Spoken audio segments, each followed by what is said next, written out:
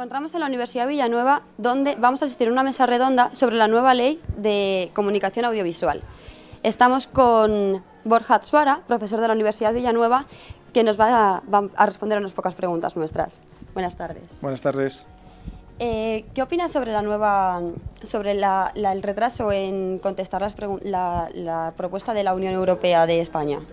Bueno, la transposición de la Directiva de Comunicación Audiovisual o de Servicios de Comunicación Audiovisual es verdad que se tenía que haber ya incorporado en España hace unos meses, pero parece que ha habido ciertos retrasos por algunas exigencias de los partidos nacionalistas o independentistas sobre las cuotas de contenidos en las lenguas cooficiales en las comunidades autónomas. Pero yo creo que ya han llegado a un acuerdo y que pronto se remitirá al Consejo de Ministros.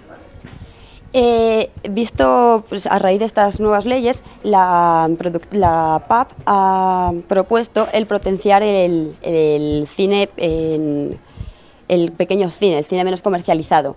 ¿Qué opinas sobre esta propuesta? ¿La ves factible?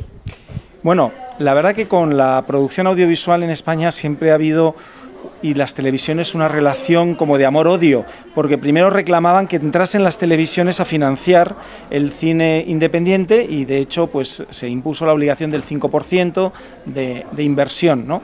Y luego cuando las productoras de las televisiones empezaron a realizar esas películas, pues dijeron que no, que tenían que ser solo a productoras independientes y no a las productoras de las televisiones.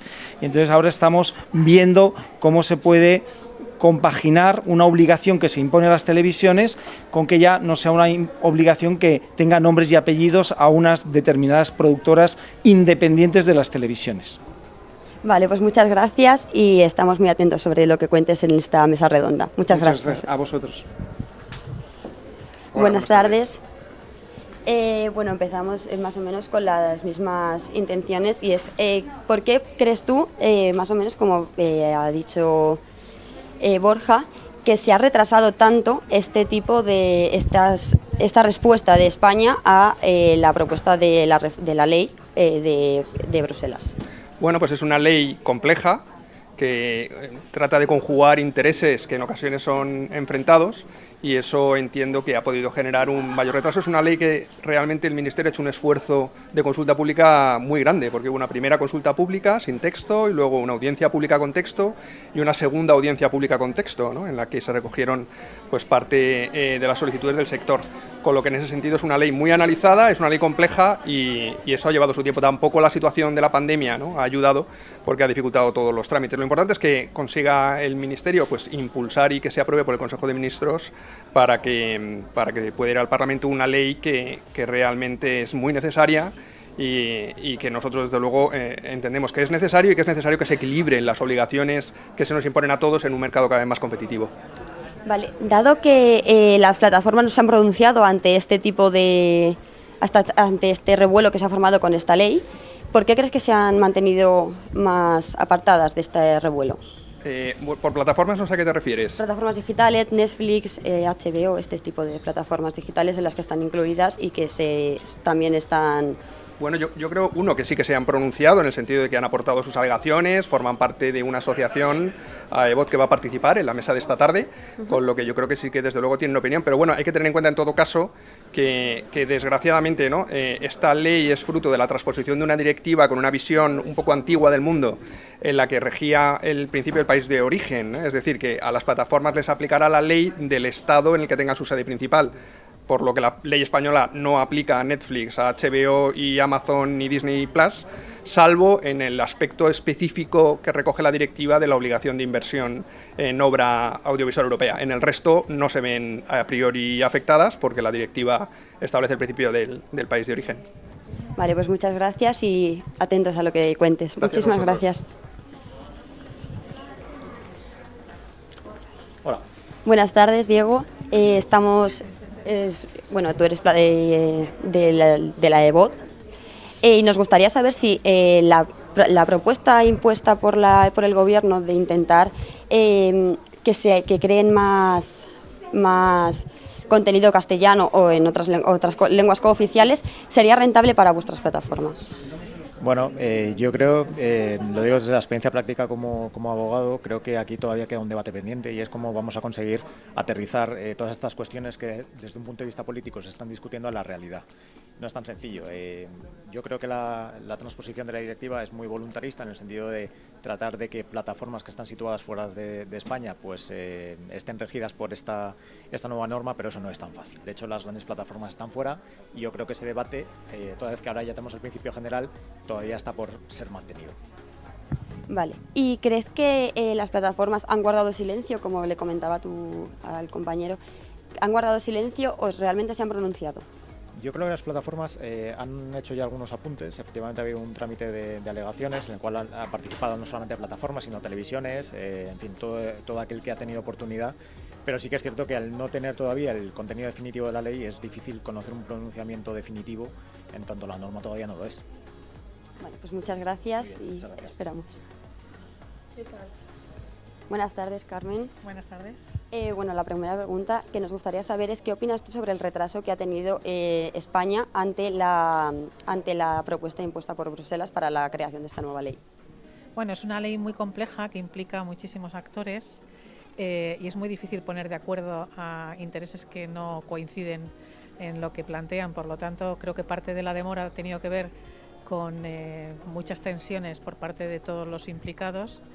Y otra parte, pues por cierta dejación de funciones de no querer asumir una obligación que estaba exigida desde Bruselas. Entonces, bueno, pues al final hemos llegado, y al final estamos casi en el tiempo de descuento, pero aquí estamos. O sea, tendría que haberse producido antes, pero bueno, está. Desde la Universidad Villanueva impulsamos el proyecto Villanueva Showing, que trata sobre cortometrajes para potenciar el pequeño cine, y han propuesto desde la PAP una propuesta de que apoyo a este cine menos comercial. ¿Qué opinas sobre esa propuesta? Me parece excelente y yo creo que la nueva ley vuelve otra vez también a poner en valor el cine independiente, y dentro del cine independiente, pues claro, hay mucho tipo de independencia, desde la más pequeñita a la más grande, ¿no? Entonces es una manera de arrancar y creo que es una iniciativa enormemente positiva. Pues muchas gracias, Carmen. Estamos con Ángel García, nos va a contestar unas preguntas que también va a asistir a esta mesa redonda. Buenas tardes. Hola, buenas tardes. ¿Qué opinas sobre el retraso que ha tenido España para responder a la propuesta de la Unión Europea sobre la nueva ley de reforma? La ley de reforma de la comunicación audiovisual. Bueno, España nos ha encontrado, desgraciadamente, en este caso, no nos hemos encontrado solos, ¿no?, en este retraso.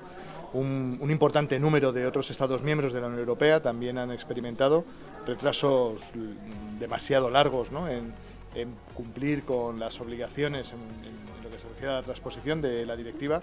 Hay que recordar que esta directiva debiera de estar en vigor, o sea, publicada en el Boletín Oficial del Estado y en vigor desde septiembre del pasado año. O sea, llevamos más de un año de retraso, 1 año y 2 meses de retraso, pero como digo, y probablemente también a resultas de la pandemia por el coronavirus, se ha producido un retraso generalizado. En este momento, el Reino de España es de los últimos Estados miembros en transponer la directiva, y lo que sí que conocemos es que el Gobierno ha anunciado su intención de aprobar el texto de proyecto de ley en un próximo Consejo de Ministros y remitir el texto de la forma más inmediata posible a las Cortes Generales. Desde la Universidad Villanueva impulsamos un proyecto de Villanueva Showing sobre cortometrajes. Se ha propuesto también desde la PAP potenciar el cine menos comercial. Desde Televisión Española también lo potenciáis. ¿Estáis de acuerdo con esta potenciación de este cine? Bueno, Radio Televisión Española, como prestador del servicio público radiotelevisivo, a mí me gusta más hablar ya del servicio público audiovisual, ¿no?, mucho más allá de la tradicional radio, la tradicional televisión, lo que eran y lo que hemos calificado normalmente, ¿no?, durante estos últimos años como los servicios lineales. Radio Televisión Española, como corporación pública y prestadora del servicio público, probablemente es la entidad que en el Estado español más invierte y más apuesta, no solo por el cine en general y por la producción nacional, sino en concreto por la nueva producción, los productos diferenciados de autor y en lo que tradicionalmente también hemos denominado como la producción independiente. Por lo tanto, forma parte del ADN del prestador de servicio público. Esto es lo que nos diferencia de otros operadores comerciales. Es más, Radio Televisión Española, como operador público, tiene un plus de obligación en inversión en producción nacional y europea, un punto más del porcentaje de su presupuesto que el caso de las obligaciones para los operadores privados, y por lo tanto Radio Televisión Española, con toda seguridad, de no equivocarme, Radio Televisión Española es el principal y más importante productor de cine y de cine independiente, de producción audiovisual en el caso de España. Pues muchas gracias y esperamos a tantas cosas que tengas que contarnos en esta mesa redonda. Muchas gracias.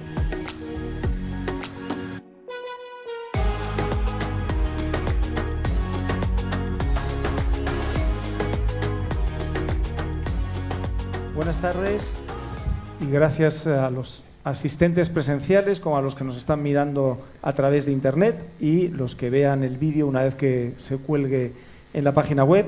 Estamos en el Showin Festival, en la parte de talks, de charlas sobre un tema que es de actualidad, que es la nueva Ley General de Comunicación Audiovisual, que es la transposición de la Directiva Europea, de la nueva Directiva Europea de Servicios de Comunicación Audiovisual.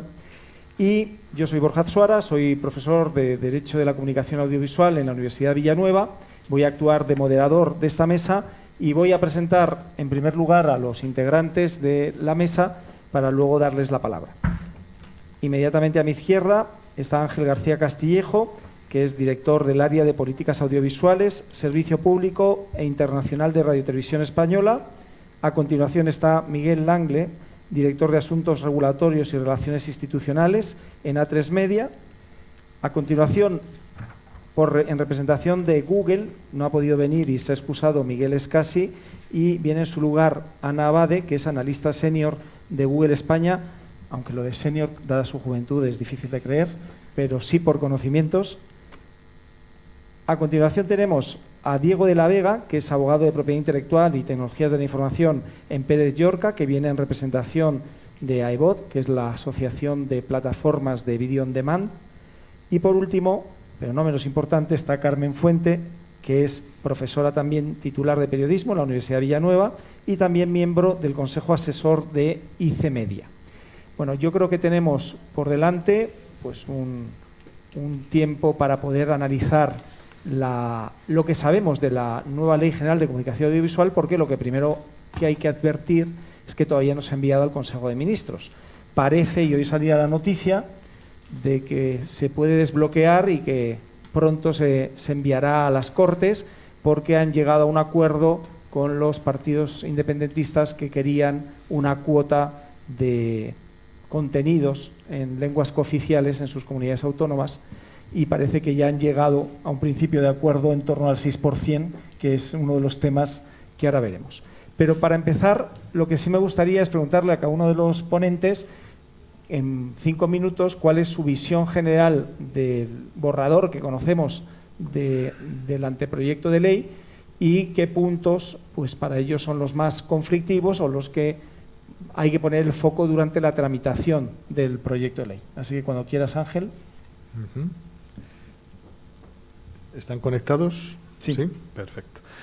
Bueno, pues muchísimas gracias, Borja, y empezar agradeciendo a la Universidad Villanueva y a esta cadencia de eventos el tener la oportunidad, en este caso, de sentarme entre amigos y amigas. De verdad que me siento tremendamente encantado. Algunos ya nos conocemos desde hace muchos años, a pesar de nuestra evidente juventud, ¿no?, de todos nosotros, pero algunos nos conocemos ya desde hace bastantes años, ¿no?, de trabajar precisamente en este sector.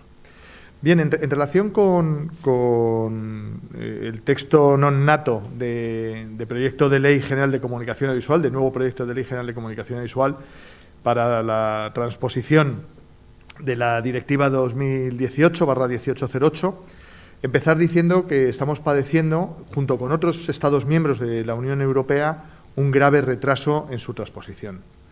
Si ya la tramitación de una directiva es un proceso lento que provoca tradicionalmente la obsolescencia de las normas que se terminan aprobando y entrando en vigor en los distintos Estados miembros de la Unión Europea, en este caso, además, esa obsolescencia se ve agravada por el retraso que se está dando en este proceso de transposición. Y esto, en términos generales y desde una perspectiva institucional, como jurista, como ciudadano europeo y español, pues tengo que decirlo con claridad, no es una buena noticia.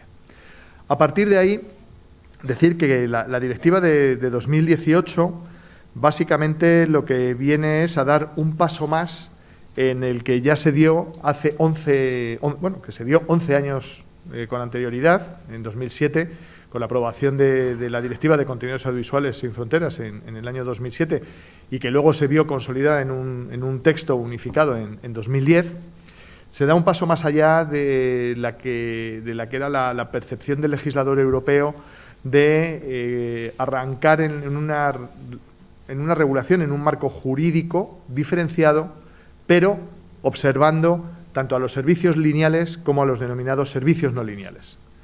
Por lo tanto, en 2007 se dio un paso importante, ya no hablábamos de televisión sin fronteras, como se hablaba en el año 89, año de la aprobación de la primera directiva, en materia de contenidos audiovisuales, protección de la infancia en el sector de la televisión y promoción de la producción europea, nacional, y junto con ello también la regulación de la publicidad, sino que ya en el año 2018, con la nueva directiva, con la directiva 1808 del 2018, damos un paso más allá en el sentido de intentar nivelar, establecer una situación de mayor equilibrio en lo que se refiere a la presión regulatoria, a la presión legislativa sobre los distintos actores del conjunto del sector audiovisual. No solo la televisión y la radio, si me permiten la expresión, aunque solo tenga unos 60, 70 años de vida,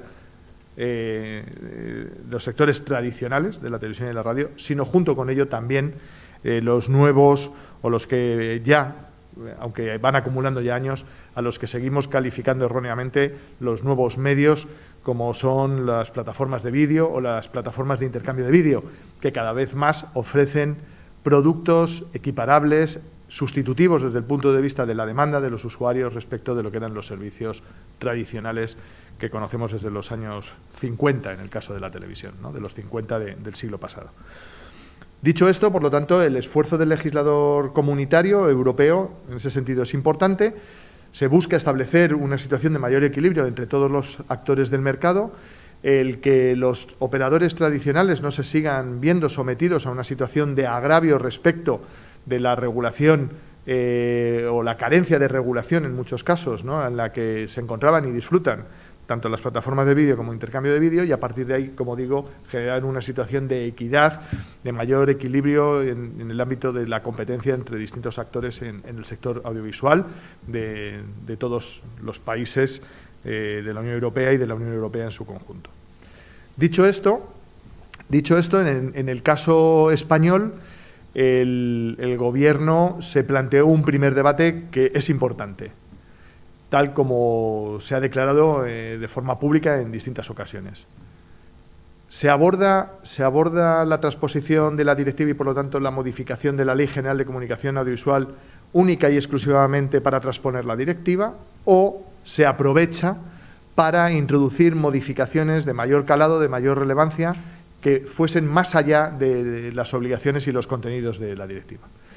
Inicialmente, la decisión del Gobierno, del actual Gobierno, ya en su momento, fue la de, en la medida de lo posible y a la vista de la relativa ancianidad, estamos en un sector con tal dinamismo que una ley con 10 años se vuelve obsoleta y se encuentra desfasada. Y desde mi punto de vista, de forma acertada, se planteó la posibilidad de no solo no limitarse a transponer la directiva del 2018, sino ser ambiciosos y ir a aspectos no planteados en la directiva, como por ejemplo cuestiones relativas a la accesibilidad de personas con discapacidad, a los servicios audiovisuales y profundizar en ese ámbito, o por ejemplo pues otro tipo de cuestiones como puede ser el debate reciente de la presencia y las obligaciones de financiación, difusión de contenidos en idiomas cooficiales del Estado español.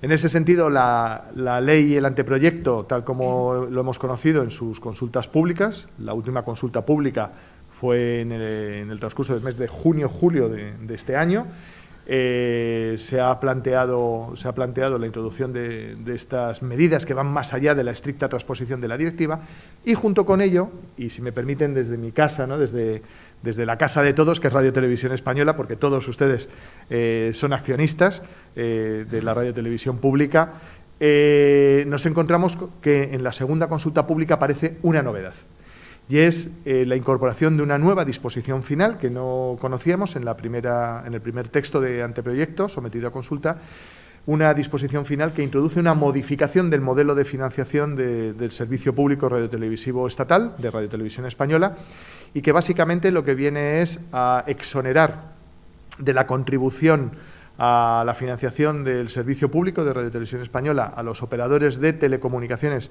prestadores de servicio audiovisual, en tanto que se plantea la situación específica de estos operadores en el proceso tecnológico de incorporación del 5G y a partir de ahí se les exoneraría de estas obligaciones a las que se vieron incorporados en el año 2009 con la Ley de Financiación de RTV y por contra aparecen como contribuyentes a la financiación del servicio público las plataformas de vídeo, ¿no?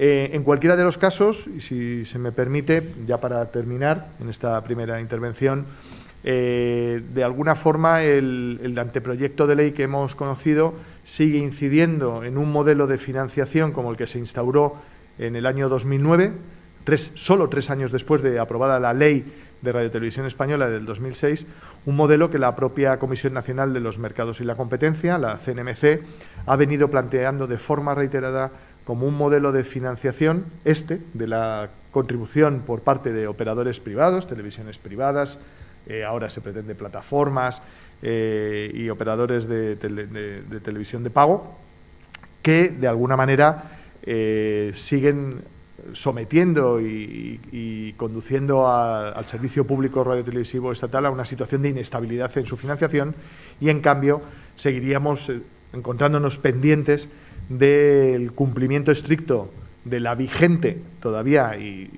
vigente y no modificada, Ley del 2006 de Radiotelevisión Española, de modelo de financiación, al igual que estados o países de nuestro entorno, como el Reino Unido o como Francia, modelos de mandato marco con contratos programa por periodos, según la previsión de nuestra ley, de 3 años, que, para que se hagan ustedes una idea, el mandato marco que hoy se encuentra vigente en el caso de Radiotelevisión Española es un mandato marco que venció su periodo hace 5 años, ¿no? Por lo tanto, estamos en una situación de prórroga desde hace 5 años y, por lo tanto, un mandato marco muy obsoleto y que, junto con ello, desde el año 2006 hasta el día de hoy, no se ha aprobado ni siquiera un contrato programa para Radiotelevisión Española. Por lo tanto, en lo que se refiere a la prestación del servicio público radiotelevisivo, nos hemos encontrado con una situación que entiendo que todavía no se encuentra bien resuelta, al menos por el texto de anteproyecto que hemos conocido, un modelo que, yendo de la mano de las afirmaciones del regulador, de la Comisión Nacional de los Mercados y la Competencia, se sigue insistiendo en un modelo que no garantiza la estabilidad financiera del servicio público y, por lo tanto, de alguna manera también compromete desde un punto de vista presupuestario la independencia en la prestación del servicio público. Pues muy bien, muchas gracias. Ya has dejado apuntado que efectivamente lo viejo que somos algunos de la mesa, porque yo también me acuerdo de la Directiva de Televisión Sin Fronteras y ya hemos desde entonces asistido a la modificación varias veces del panorama regulatorio del audiovisual en España y en Europa. A continuación le doy la palabra a Miguel Angle, que por parte de A3 Media pues puede complementar la visión de una televisión en abierta, que ahora también tiene plataforma digital, junto al modelo público de Radiotelevisión Española.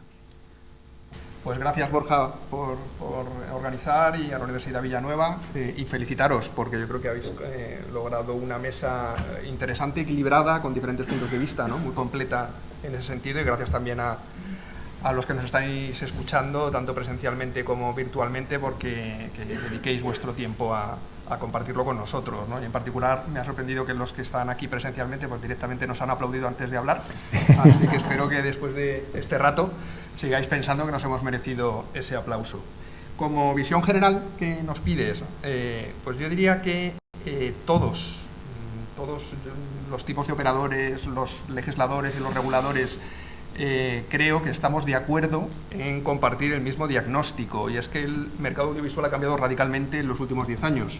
fundamentalmente por la intervención de mis dos compañeros, de lo que son las plataformas de compartición de vídeo y redes sociales, el enorme impacto que han tenido en el mercado audiovisual y su enorme desarrollo, con Google y Facebook a la cabeza, y las plataformas de vídeo bajo demanda OTT, con los gigantes americanos Netflix, Amazon Prime, HBO y Disney, no sé si Plus, no me he conseguido aclarar cómo se pronuncia. Es latín y se pronuncia Plus.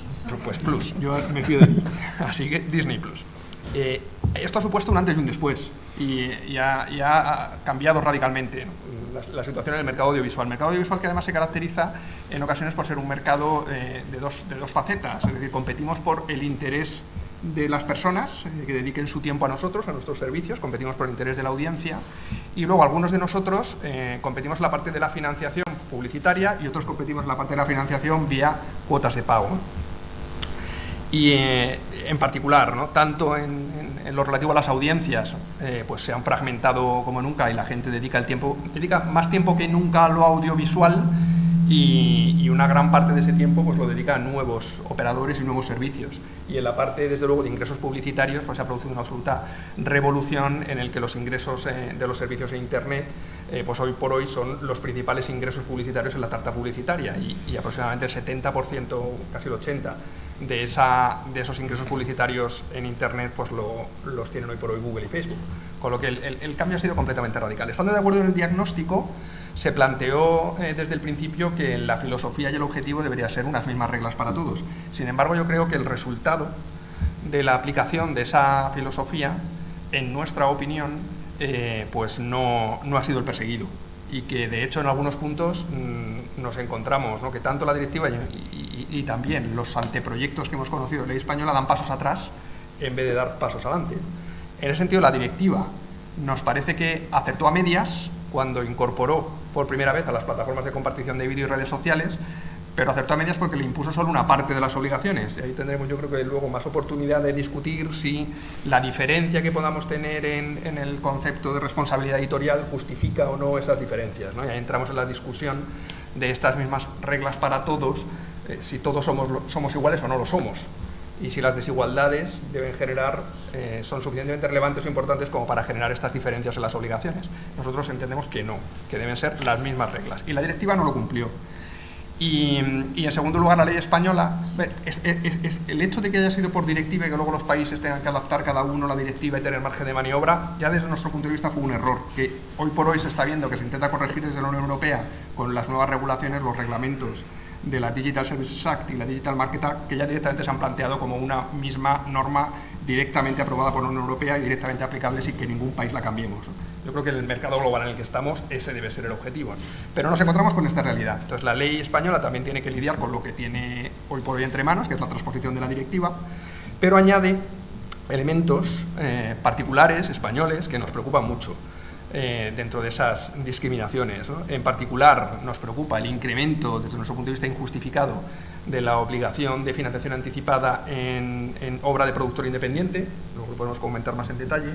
Nos preocupan el que avanzando en la línea de equilibrar las obligaciones en la financiación de Radio Televisión Española se hayan quedado de nuevo a medias. Y se da la paradoja de que se mantiene en el último borrador que conocemos el criterio de que los operadores de televisión tradicionales pues financiamos con un 3% de los ingresos, y en cambio pues los nuevos operadores, las plataformas de compartición de vídeo, los prestadores de servicios bajo demanda, operadores de pago, con un 1,5%. Entonces, ¿por qué la publicidad en A3 Media tributa al 3% y la publicidad en YouTube tributa al 1,5%? No lo entendemos, nos parece una distorsión. La protección de los menores, pues en la segunda versión del borrador se incorporan de nuevo, que se habían quitado en la primera, las franjas de protección reforzada de los menores, pero siguen aplicando solo a los operadores de televisión en abierto, no a los operadores de televisión de pago. Te encuentras que pues, en estas franjas los contenidos que podemos emitir en abierto pues, alcanzan como máximo a contenidos no recomendados para menores de 7 años, y en pago tienes todo tipo de contenidos, ¿no?, a las mismas horas. Nos parece que eso no está bien resuelto. Y por último, un tema ya más jurídico, ¿no?, y es el cambio muy importante, ¿no?, que se introduce en el régimen sancionador, en el que se pasa de un régimen sancionador desde nuestro punto de vista que nos aporta seguridad jurídica porque está muy claramente definido las sanciones máximas, 1 millón para la muy grave, 500.000 para la grave, Las sanciones que en general se han impuesto no son muchas para los servicios que prestamos, son bastante pocas. Y en general se mueven en los entornos de los 150.000, 200.000 euros, y en cambio se salta a un modelo en el que es un porcentaje de los ingresos, dándose la paradoja de que en este sector algunos operadores manejamos volúmenes relevantes de ingresos, Radio Televisión Española más de 1.000 millones, nosotros más de 1.000 millones, Mediaset más de 1.000 millones, Telefónica pues casi 1.700 millones, con lo que un porcentaje de los ingresos de estos operadores, sea el porcentaje que sea, el último que se ha presentado para la muy grave es un 3%, da una brutalidad de potencial sanción, ¿no? Estamos hablando de sanciones de 24 a 40 millones de euros, por, a lo mejor, como nos ha ocurrido, que en un programa como The Ecogarden, la etiqueta del store que está utilizando el señor que lo está poniendo, pues se ha visto demasiado en un primer plano. Entonces, no nos parece, ¿no?, que sea un régimen sancionador ajustado a las características de este sector. Y de nuevo también yo creo que posteriormente tenemos más oportunidades, si os parece, de profundizar. Pero ese es un poco el esquema, ¿no? Todos de acuerdo con el diagnóstico, el audiovisual ha cambiado radicalmente, habría que ir a unas reglas más equilibradas y yo creo que aquí tenemos discusión en cuanto a cómo aterrizarlas. Bueno, pues justamente aprovecho las palabras de Miguel para dar paso a Ana Abade, que representa las plataformas, especialmente, aunque viene en representación de Google, pero especialmente por YouTube, y es un representante de esas plataformas, redes sociales de compartición de contenidos audiovisuales, donde también se ha producido en estos años un cambio generacional, porque mis hijos apenas ven la tele y sin embargo están todo el rato enganchados a vídeos de YouTube o ahora a Twitch o a vídeos de Facebook, etcétera, ¿no? Con lo cual es donde se nota más, y para lo que se hizo la directiva, para intentar adaptarse a la realidad del nuevo panorama audiovisual. Y es la perspectiva de Ana la que nos interesa conocer ahora sobre este nuevo marco, si en tu opinión se adecua bien a lo que se hace desde YouTube. Vale, muchísimas gracias, Borja. Yo creo que, o sea, ya se han lanzado tantos debates, o sea, se ha hablado de financiación, de protección de menores, de franjas horarias, de tal, o sea, que podría entrar directamente al trapo, pero no quiero dejar de hacer la introducción de qué es y qué no es YouTube. YouTube es una plataforma de intercambio de vídeos y YouTube sobre todo es un ecosistema donde nos encontramos anunciantes, creadores, usuarios, etcétera. Y nosotros como plataforma somos como, o sea, ¿cómo definirlo? Imaginemos eso, que YouTube es un ecosistema, que YouTube es un jardín y la plataforma, pues somos los jardineros. Somos los encargados de que todo en la plataforma vaya bien, de cumplir con la legalidad vigente y también de ir más allá de esa legalidad vigente. Por ejemplo, no cualquier anuncio vale para poner en YouTube. Por ejemplo, la forma que nosotros tenemos de proteger a los menores de edad o a los menores de 14 años en nuestra plataforma dista muchísimo de cómo se puede proteger, por ejemplo, a los menores en una televisión. Y este tipo de diferencias son las que hacen que, a pesar de que todos seamos servicios de comunicación audiovisual, tengamos diferentes categorías. Porque tener las mismas reglas para todos no significa aplicarlo todo para todos, porque lo que puede aplicar A3 Media no es directamente lo que puede aplicar una plataforma como YouTube. Por eso necesitamos que sigan habiendo esas diferencias. Yo voy a poner un ejemplo muy claro. Cada minuto, o sea, desde que estamos hablando, desde que hemos empezado este debate, cada minuto se sube a YouTube 500 horas de vídeo. 500. Si llevamos un cuarto de hora, pues haced vosotros la multiplicación.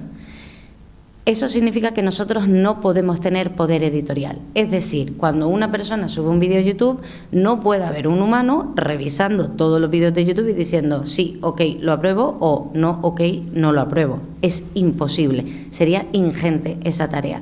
Y esto es algo que, por ejemplo, las televisiones y las plataformas de VOD sí que pueden hacer. Ellos dicen, oye, yo quiero tener mi catálogo, yo quiero tener esta serie, yo la compro y la pongo en mi catálogo. Nosotros no funcionamos así. Quienes crean el contenido son los usuarios. ¿Cómo hacemos para que la plataforma cumpla las reglas, cumpla la regulación vigente y al final sea una plataforma donde vas y no te encuentras cosas como violencia o pornografía infantil? ¿Cómo hacemos eso? A través de algoritmos, a través de filtrados masivos. O sea, un algoritmo puede ver si hay ahí un vídeo de violencia extrema, si hay un vídeo donde hay menores, si es un vídeo que trata de tal o de cual tema.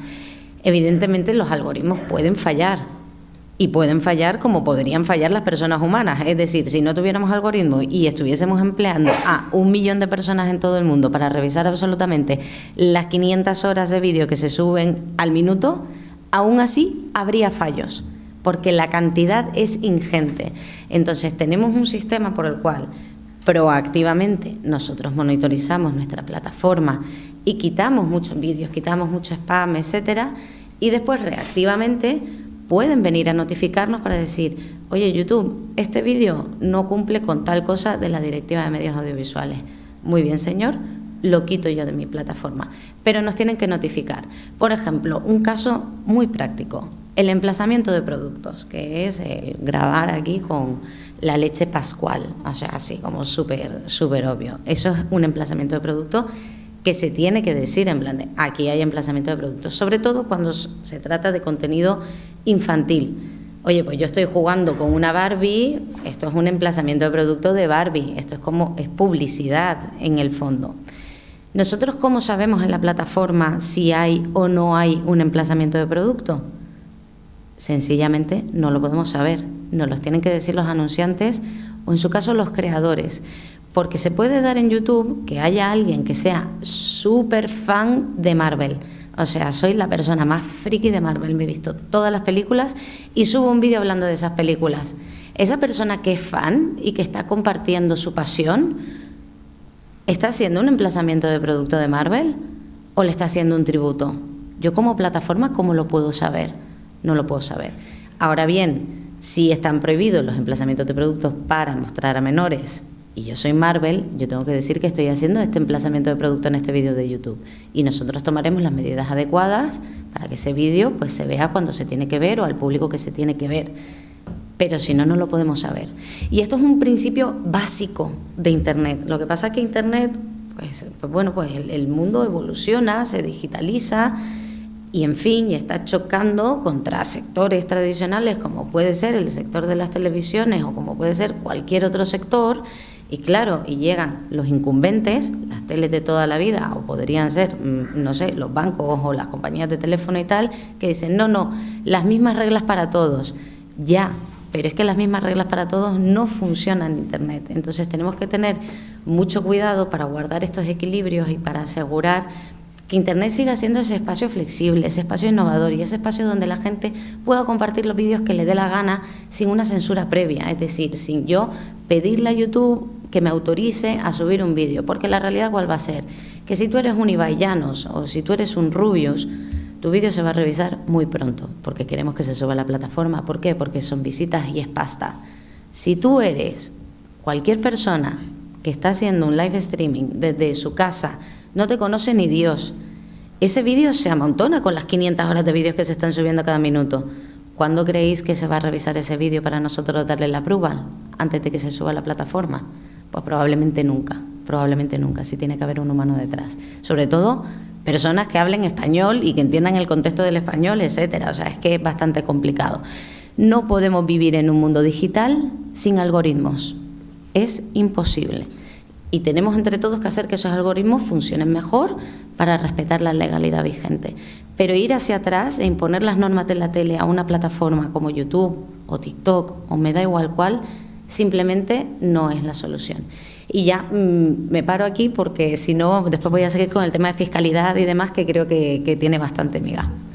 Pues muchas gracias. También hablaremos en el debate de no solo los mecanismos internos de reclamación de las plataformas digitales, sino también de la posibilidad de que hubiera organismos externos, sectoriales, como una especie de segunda instancia, cuando no se queda uno contento con la solución que le da la plataforma, antes de obligarle a ir a los tribunales, que ya sabemos que eso pues solo será para los casos más graves, ¿no? Pero a continuación tenemos a Diego de la Vega, que como dije antes es abogado en Pérez Llorca, pero que hoy viene en representación de la Asociación Española de Video on Demand, AEVOD, donde no solo están pues, los grandes de Netflix y HBO y Prime, Amazon Prime, sino también españolas como Filmin, que además tiene la presidencia, y que tienen también una visión propia sobre el marco regulatorio que va a venir con la nueva Ley General de Comunicación Audiovisual. Diego. Muy bien. Pues muchas gracias Borja, gracias a la universidad. Yo creo que ya se están poniendo encima de la mesa muchas cosas, muchos debates muy interesantes. Habláis por ahí de las sanciones, esperaos a que llegue el Reglamento Europeo de Inteligencia Artificial, nos vamos a reír. Bueno, con el de protección de datos tampoco vamos mal. No vamos mal, pero lo que viene es interesante. Bueno, más allá de las bromas, yo intento dar una visión práctica desde el ejercicio de la abogacía. Colaboramos con, yo personalmente, en mis reencarnaciones profesionales pasadas y en la presente, pues con muchas plataformas, es también el caso del despacho al que represento. Yo estoy preocupado. Aquí hay una serie de cuestiones que son las que vemos todos los días en los periódicos y que yo creo que no responden del todo a las cuestiones más relevantes de la propuesta que está encima de la mesa, ¿no? No quiero insistir demasiado en el tema del retraso, simplemente desde un punto de vista de aplicación práctica. Quiero decir que esto es una cuestión extremadamente grave porque genera muchísima inseguridad jurídica y esto al final es también una cuestión de dinero, no es solamente un ejercicio de hacer bien las cosas y demás, sino que esto tiene consecuencias reales. Lo hemos visto, por ejemplo, no sé si este año o el anterior, una sentencia de propiedad intelectual en la que el Tribunal Supremo tiene que tirar de las orejas y decir, oiga, es que la directiva dice esto y usted no puede hacer una interpretación de la norma conforme a la que era hace muchos años, es decir, esto no cabe y esto genera muchísimos problemas. Y luego también porque yo identifico que hacemos un enfoque, y lo digo en términos muy generales, de qué pasa con las grandes plataformas y nos olvidamos de que aquí también hay plataformas que además también intentan desarrollar su negocio fuera de España y quizás también tenemos que hacer un acompañamiento ahí, es decir, incluso también pueden ser televisiones que intentan expandir su negocio fuera de nuestras fronteras. Yo creo que este debate se echa bastante de menos. En cuanto a la tardanza, bueno, sencillamente indicar, y por no ser pesado con este tema, somos muy incumplidores. El que se quiera divertir, hay una página de la Comisión Europea en la cual se listan todos los incumplimientos país por país, y España, pues es curioso ver cómo no salimos demasiado bien parados, pero bueno, más allá de eso, mi gran reflexión al respecto de esto, y yo creo que alguien lo apuntaba ya también antes, es que es una oportunidad perdida para tratar otros temas, ¿no? Y también tengo la impresión de que estamos teniendo muchos debates de forma sectorizada y eso, desde un punto de vista sistemático, no es bueno. El debate en torno al cine y el debate en torno a la producción no puede recaer solo sobre la Ley General de Comunicación Audiovisual, que hoy nos ocupa, y evidentemente tenemos un hito que es la transposición, y por eso es muy importante. Pero es que a la producción también le afectan otras leyes. De hecho, yo creo que uno de los grandes avances que se ha producido en la producción y en este florecimiento que ha habido de la producción con la llegada de las plataformas es, por ejemplo, el aspecto fiscal. Es decir, la ley del impuesto de sociedades ha hecho muchísimo más por la producción, quizás, que los esquemas que están previstos en otras leyes, como pueda ser la vigente Ley General de Comunicación Audiovisual. También es importante que hay otras leyes, como la Ley del Cine, que tiene una relación directa, y por eso lo menciono, con la Ley General de Comunicación Audiovisual, que dice unas cosas y, sin embargo, nos vamos a la propuesta nueva y no digamos ya a la ley que todavía está en vigor, que dice otras, por ejemplo, en cuanto a la calificación de obra europea. Es decir, hay un criterio en la Ley del Cine y resulta que hay otro en la Ley General de Comunicación Audiovisual. De tal forma que la CNMC se basa por el suyo propio, que es el de la Ley General de Comunicación Audiovisual, mientras que el ICAA sigue el suyo, que es el de la Ley del Cine. Y esto lo digo, luego podemos entrar en más detalles si queréis, por un caso concreto que además es público y que he tenido la suerte de participar en él, pero que al final la reflexión que hacemos es que hay una grandísima distorsión y que, como dicen los ingleses, el diablo está en los detalles, ¿no? Y entonces todas estas cositas se nos escapan con los grandes debates sobre si debemos obligar a producir en un determinado idioma o no. Que no digo que no sea un debate importante, pero creo que nos dejamos también otras muchas cosas. Con esto también aprovecho para decir que esta ley necesitará de un buen desarrollo reglamentario de muchas cosas. Hasta que ese debate no arranque, y yo creo que todavía estamos muy lejos, la valoración pues no puede ser definitiva. Es decir, la financiación de obra europea, por ejemplo, que yo creo que es uno de los temas candentes con la reforma, pues está indicada, los grandes principios están ahí. Pero luego hay un tema de ejecución práctica que no vamos a conocer hasta dentro de meses o incluso años. Yo creo que es bastante relevante que tengamos esto en cuenta, sobre todo cuando hablamos de esa quiebra del principio de país de origen hacia un supuesto, no supuesto, sino a un nuevo apunte hacia el principio de país de destino, es decir, audiencias que reciben una serie de contenidos y a las cuales, a esas plataformas, queremos hacerles quizás también contribuir a la financiación de obra europea. Bueno, pues todo eso Está muy bien que lo digamos ahora, que lo dejemos dicho, pero la realidad es que hasta que el reglamento no esté encima de la mesa y no esté aprobado, pues no vamos a poder tener una opinión clara sobre este particular, ¿no?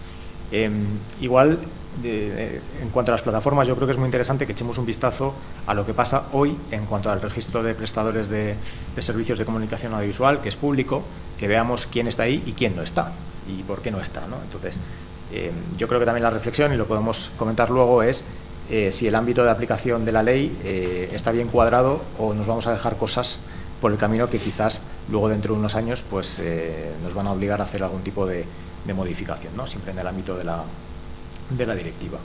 Y luego, pues, por sacar algún debate que yo creo que es muy interesante desde un punto de vista jurídico, lo contamos el otro día, el tema de la autorregulación y la corregulación. Yo creo que es una tendencia europea, creo que la directiva es bastante clara en este sentido y bueno, pues mirando con detalle la memoria sobre este anteproyecto, parece ser que bueno, que hay una voluntad también de ir por esa vía, que yo creo que es bastante positiva, porque al final quien más sabe sobre esto pues son los propios agentes. Entonces, un esquema que genere, como digo, seguridad jurídica y que sea innovador, pues yo creo que también puede facilitar la agilización de muchas controversias en este ámbito. Y me voy a callar, hay muchas cosas, pero... Sí. Estamos abriendo muchos frentes. Corroboro tu apreciación de que hacemos mal en poner el foco ley por ley y no en una visión de conjunto de todos los contenidos, porque como todos tenemos un turbio pasado, pues yo estuve primero en el Ministerio de Cultura, bueno, primero estuve asesor parlamentario en temas de cine, audiovisual, luego en el Ministerio de Cultura, que ya ahí estuve con la calificación de películas, luego pasé a la Dirección General de Sociedad de la Información, donde hicimos el decreto de señalética de los programas de televisión, lo de los videojuegos, y luego vinieron pues todo el desarrollo de Internet y los contenidos digitales, y siempre, yo digo, me moriré sin ver una clasificación única de todos los contenidos con independencia de las pantallas, porque el contenido es el contenido con independencia si se ve en pantalla grande en cine, en televisión o en el móvil o de una plataforma digital, ¿no? Y si no nos hemos puesto de acuerdo ni siquiera en eso, pues me parece que eso, seguimos viendo pues con orejeras, ¿no? Y por compartimentos estancos lo que luego en la realidad pues es vasos comunicantes, ¿no? de contenidos. Y sobre eso sabe mucho, por eso he hecho la introducción, Carmen Fuentes, que aparte de profesora de la universidad, es de IC Media y también tiene un turbio pasado en contenidos y plataformas. Efectivamente. Pues sí, he pasado también por prácticamente todos los sectores, porque de hecho coincidimos en la mesa amigos de distintos pasados. Pero ahora mi aproximación al tema es una aproximación de estudiosa y de interesada como ciudadana en determinadas defensas de derechos de los usuarios de la comunicación en relación con todos estos fenómenos. Al plantear la pregunta que hacías original de hagamos una visión de conjunto, pues a mí me gustaría llamar la atención sobre el hecho de que desde la primera directiva de Televisión sin Fronteras hasta nuestros días, toda la regulación europea está transitada por una serie de ejes que podríamos definir como el interés general que anima a la regulación, ¿no? Entonces haces un análisis, dices, bueno, ¿en qué se fijan? ¿Qué es lo importante? ¿Y qué se trata de dar solución? Entonces, podríamos ir muy a la casuística y ser muy amplios en el detalle, pero yo creo que hay 4 ejes que son fundamentales. Uno es el de la protección de la identidad cultural, ¿no?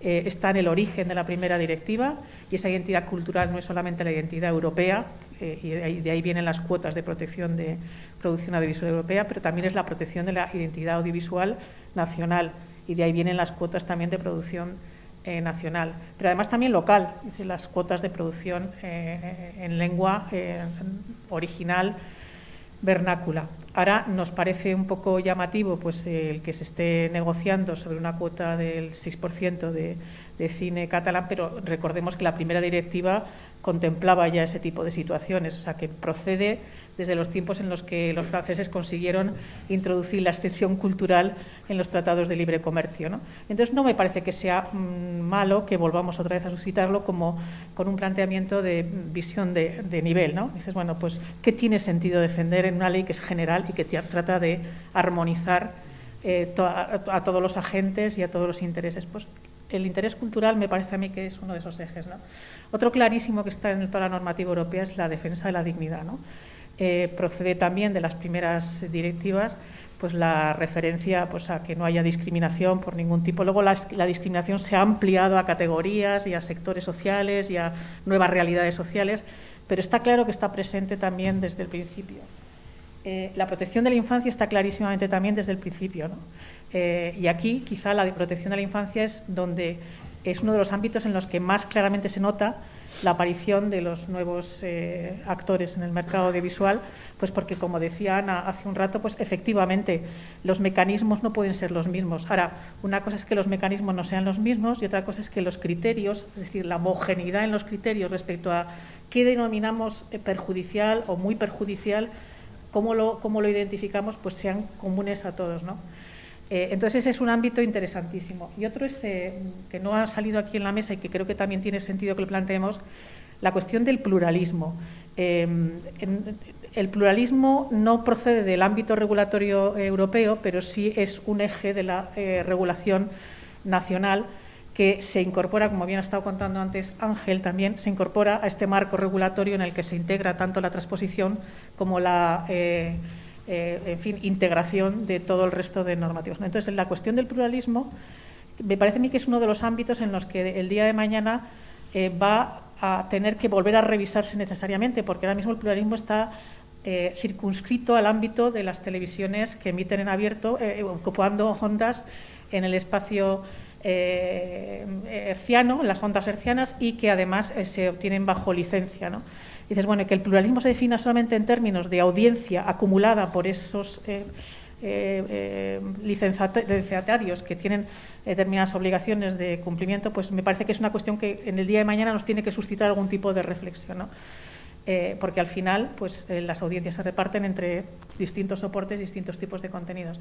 Entonces, fijados así los términos de cuáles son las cuestiones de interés general que nos interesan, dentro de la ley que se propone, pues han salido varios temas que me parece que son recurrentes y enormemente interesantes. Uno es el de la simetría regulatoria, que lo ha apuntado Miguel Langle, ¿no? Entonces, bueno, respecto de qué campos y hasta qué punto, bueno, pues el concepto de simetría me parece que es muy, muy útil para explicar qué es razonable exigir a unos operadores y qué no es razonable exigir a otros, ¿no? La cuestión de la protección de menores, pues en esta directiva nos abre a un escenario en el que ya no podemos esperarlo todo de un control externo, es decir, que se establezcan mecanismos de apertura y cierre de los contenidos en función de las audiencias que están vinculadas a eso, sino que es una directiva que apunta mucho más a un empoderamiento de las audiencias, porque los mecanismos ya no son solamente el me siento a las 8 de la tarde a ver una película determinada, sino que el consumo se realiza bajo demanda, incluso también en los operadores que emiten en abierto, ¿no? Entonces, ese empoderamiento, ¿cómo se genera y cómo se gestiona en la directiva? Pues a través de dos tipos de mecanismos. Uno, pidiendo a los operadores a las plataformas de compartición de vídeo y a todos aquellos operadores OTT que establezcan determinados mecanismos para informar y para filtrar contenidos, pero a la vez favoreciendo lo que se llama alfabetización mediática, ¿no? Es decir, la necesidad de informar a las audiencias para que tomen decisiones a su vez informadas. Y yo creo que es uno de los, y termino con esto, es uno de los puntos en los que a mí personalmente me frustra más la legislación propuesta, porque me parece que es ambiciosa en el planteamiento general. O sea, hay un artículo 10 muy bonito, pero luego es muy inconcreta, es muy vaga en la definición de lo que sería el escenario de una alfabetización mediática concebida como una herramienta, esto de empoderamiento de los usuarios, pero es muy inconcreta respecto a qué significa, porque traslada a los operadores la obligación de que proporcionen herramientas de alfabetización mediática, pero no dice cuáles, ni cuántas, ni en qué medida están vinculadas a, no sé, pues igual que se les está obligando a invertir en financiación de obra audiovisual, pues ¿por qué no en otro tipo de recursos, ¿no? La única obligación que establece es la de tener un informe periódico de carácter trianual, ¿no? Cada 3 años. Es la única. Y la otra gran carencia, o sea, creo que una carencia es la de la alfabetización mediática desde el punto de vista de los usuarios, Y la otra gran carencia creo que sigue siendo el tema del organismo regulador, que no ha salido aquí, pero me parece a mí que merece la pena que lo volvamos a poner de manifiesto, porque la reivindicación de una autoridad que sea competente, que sea especializada, que esté dotada de recursos adecuados y que sea capaz de velar por los intereses de todos, no solamente de, pues es algo que se viene reclamando desde hace tiempo, y en estos momentos pues dejar a la CNMC como un órgano, un regulador de carácter general, pues bueno, pues ha habido muchas discrepancias sobre el tema. Pues sí, en efecto es uno de los temas que han salido recurrentemente en todas las leyes. Llegó a estar regulado el Consejo Superior del Audiovisual, que luego quedó en un Consejo Inferior del Audiovisual, en una subdirección de la CNMC, pero también es un debate que plantea problemas sobre si el Consejo Regulador debe ser un consejo de sabios que digan lo que se puede ver y lo que no se puede ver, próximo a la censura, ¿no? O si tiene que ser más bien un sistema administrativo que sancione el mal etiquetado de los contenidos y, por tanto, pues como la industria juguetera, cuando un fabricante no etiqueta bien un juguete y contiene piezas pequeñas y se las traga un niño, pues entonces le pueden sancionar por no haber etiquetado bien el juguete, ¿no? Uno de los fines de la directiva, yo creo que de todas las directivas de televisión, que ya no sabe uno si realmente es verdadero fin o es la excusa por aquello de alguien va a pensar en los niños, ¿no? Pues es siempre la protección de los menores. Yo ya en esta segunda ronda, que yo voy a plantear algunos de los temas que habéis tocado, pero para respuestas rápidas, casi más de Twitter que de YouTube, ¿qué opináis y sobre todo qué medidas estáis poniendo en marcha desde vuestras casas, ¿no? Tanto las teles como las plataformas, en protección de menores? Empezamos al revés, Diego, para aquí, así. Pues entiendo que estás dirigiéndote a los operadores. Sí, sobre todo porque tú ya sé que proteges mucho a los menores, pero... Yo no sé en ese sentido si incluso, Carmen, quieres comentar medidas, dice media, no sé en qué medida las conoces en detalle, de sistemas de calificación de contenidos, bueno, calificación con sistemas inteligentes. Yo sé que ICE Media ha trabajado mucho en eso. De hecho, sigue siendo todavía un proyecto en proceso de desarrollo, la generación de una herramienta que permita, pues es una calificación colaborativa entre los propios usuarios, ¿no? Que es un modelo pues que funciona en Estados Unidos y que está siendo también exportado a otros países. Y que, de hecho, yo hay una cosa que me parece que es importante señalar, y es que las medidas que tienen que ver con la autoprotección, es decir, que los propios usuarios no empecen, que diría un cursi, o sea, no impiden ni eliminan la exigencia de que las autoridades y de que quien tiene capacidad normativa asuma sus propias responsabilidades, porque la tendencia que hay en estos momentos a trasladar a la propia sociedad el control de su propio consumo es importante, es buena, nos obliga a una reflexión sobre la ética de las audiencias, que está por hacer y que es importante que la hagamos, pero no está reñido con el hecho de que quien tiene que asumir la función última de protección creo que tienen que ser las administraciones públicas en su función global de gobierno, ¿no? Dicho lo cual, pues una de las cuestiones que se echan también en falta en la redacción actual es una concreción mayor respecto al código de autorregulación. Se está en la directiva, en la ley general que traslada la directiva, se alude de manera reiterada a que todos los operadores tendrán que adherirse a un código que no se sabe si es el actual, si tendrá que renegociarse, lo cual me genera una enorme inquietud, porque significa que, como tantas otras cosas, posiblemente se dilate en el tiempo. Y si encima vamos a terminar replicando un modelo en el que todos son juez y parte a la vez, pues me parece que es muy poco operativo, ¿no? Bueno, pues eso, una de las cuestiones que se están reclamando es precisamente que se garantice también que en todos esos procesos esté asegurada la participación de los usuarios, ¿no? Que no está nada claro tampoco dentro de la directiva. No te he contestado, pero porque me enrollo con cuestiones que quizás son laterales, pero es una preocupación que nos asiste a todas las organizaciones que trabajamos en el ámbito de los usuarios, ¿no? Muy bien. Diego. No, yo simplemente apuntar que con carácter general creo que las plataformas son alérgicas a cualquier problema reputacional que pueda derivar de, pues por ejemplo, de contenido inapropiado, de contenido que sea manifiestamente inapropiado para menores. Cada cual hace su camino. Yo creo que hay una parte de cumplimiento normativo, pero además la cuestión reputacional es muy importante. Entonces, todo el trabajo que se hace parte no solo de esa voluntad de cumplir, que es obvia, sino también de cumplir con ese marchamo de calidad que se presupone por lo menos a las más representativas. Ana. Sí, o sea, yo coincido con que todas somos muy alérgicas con el tema de protección a los menores, y de hecho creo que es algo que también tenéis las televisiones. O sea, creo que todos los que estamos en esta mesa compartimos esa responsabilidad para proteger a la infancia. A mí me gustaría recalcar que en el caso de YouTube y de Google en general, sí se sabe si un usuario es menor de edad. ¿Por qué? Porque tú tienes que entrar con tu cuenta. Si tú entras sin una cuenta, por ejemplo, a YouTube y no estás logueado de ninguna forma, no vas a poder acceder a contenido para mayores de 18 años. Y cuando digo contenido para mayores de 18 años, no es porno, que en YouTube no hay porno. Es, por ejemplo, un videoclip de Britney Spears un poco más subido de tono. O es, por ejemplo, un vídeo, pues yo qué sé, donde se hable de la mejor estrategia para jugar al póker, por ejemplo, ¿no? que está relacionado con gambling. Ese tipo de contenidos que nosotros decimos, uy, pues yo qué sé, a lo mejor es un poco, no es ilegal, pero a lo mejor no es apropiado para niños, no se puede ver si no estás logueado. Entonces, para empezar, ya estamos con esa barrera clara, ¿no? Después, ¿cómo protegemos a los niños en sus diferentes etapas del desarrollo de madurez? Porque no es lo mismo un niño de 3 años que un adolescente de 14, que uno que ya tiene prácticamente 17 años y le faltan 3 días para ser mayor de edad.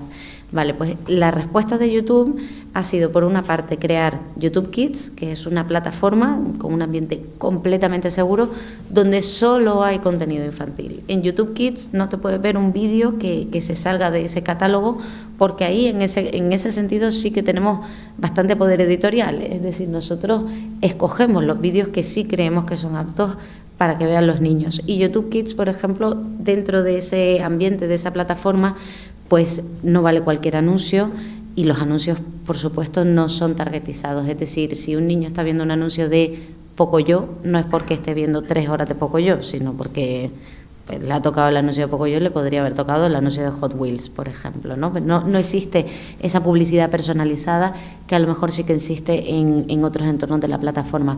Y después ya lo último más reciente que hemos hecho es la experiencia supervisada. ¿Esto qué es? Empoderar a los padres, empoderar a las audiencias. Sabemos que llega un punto que YouTube Kids aburre a los niños, porque los niños a partir de los 8 o 9 años ya quieren conocer más, ya quieren explorar más, y a lo mejor no quiere ver todo el rato dibujos animados, quiere ver un documental para el cole o quiere ver lo que sea. Pues ese contenido no está en YouTube Kids, está en YouTube normal. ¿Qué hacemos? Oye, padres, tened una cuenta para supervisar a vuestros hijos y vosotros podéis escoger entre 3 experiencias diferentes. Una experiencia limitada, una experiencia media o casi todo el contenido de YouTube. Y vosotros decidís libremente qué es lo que mejor se adapta a vuestro hijo, y además os empoderamos para tener conversaciones con vuestros hijos. Oye, mamá, que es que ya me aburro, que con la experiencia más limitada pues no puedo ver este vídeo de el Rubius o de Minecraft, que es de lo que están hablando todos los niños de mi clase, y yo quiero ver estos vídeos.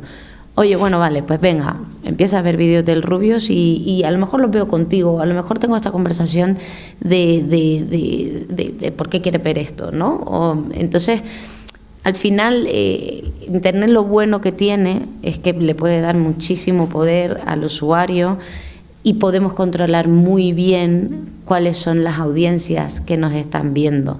Por eso, la lógica que antes estaba diciendo al principio de todo, la lógica de las franjas horarias para proteger a menores no tienen sentido en YouTube, no tienen sentido.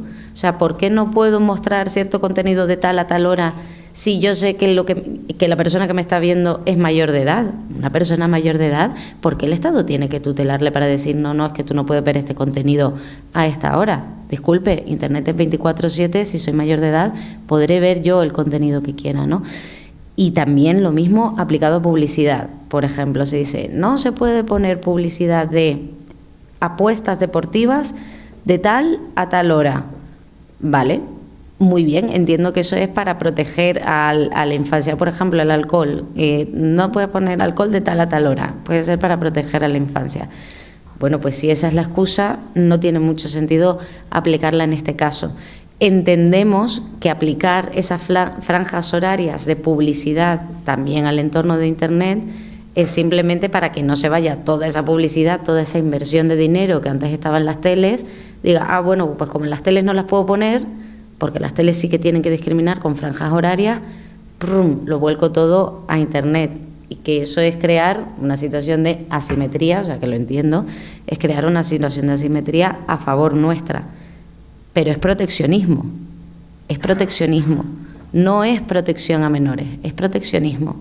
Entonces, o sea, que está bien, que yo creo que está bien, pero que tenemos que empezar a hablar y elevar el debate y a tratarnos todos como adultos y a decir, mira, no, ¿sabes qué? Que además que esto no lo hago solo por proteger a menores, que yo lo hago, como lo está diciendo el Ministerio de Consumo, que me parece muy bien, que yo hago esto para proteger a la población en general, porque el problema de ludopatía no es una cuestión de menores, es una cuestión de mayores de edad también. Entonces, yo hago esto para frenar la ludopatía. Perfecto, pues entonces háblennos así. Pero no metas una cuestión de franjas horarias en una ley general audiovisual en el apartado de protección a menores cuando no es ese el motivo. Y esa es simplemente la reflexión. Miguel. Pues yo en esa reflexión Twitter que nos pides, lo que diría es que yo creo que los operadores de televisión en abierto somos los que estamos más avanzados en las medidas de protección de los menores, somos los que más años llevamos sujetos al Código de Autorregulación, de hecho los únicos que estamos en el Código de Autorregulación, los que aplicamos los sistemas de calificación, los que los estudios, pues tanto el panel de hogares de la CNMC, el Observatorio de UTECA, ¿no? Acredita que a los ciudadanos españoles, a los padres en particular, donde menos les preocupan sus hijos es que vean la televisión, lo que les preocupan es lo que puedan ver a través de Internet en otras plataformas, ¿no? Con lo que en ese sentido creo que nosotros tenemos una posición muy sólida, ¿no? en lo relativo a la protección de los menores, y la sociedad está muy tranquila con los contenidos que emitimos, las televisiones en abierto. Nuestra frustración es que nos gustaría avanzar mucho más rápido de lo que hemos podido, fruto de las dificultades en la regulación, ¿no?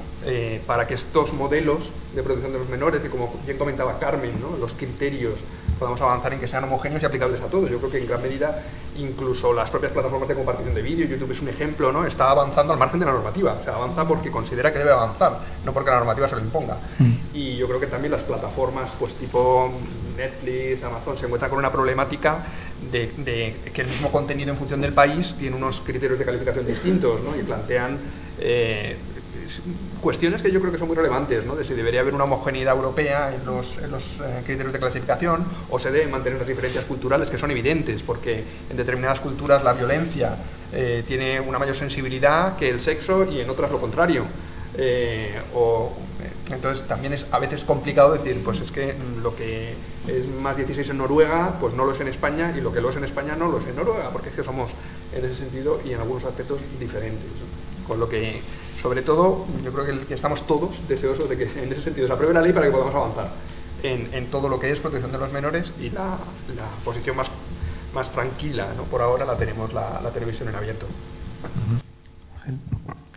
Es difícil responder a este tema en términos Twitter, sinceramente. Da para una sesión monográfica. Permítanme una anécdota.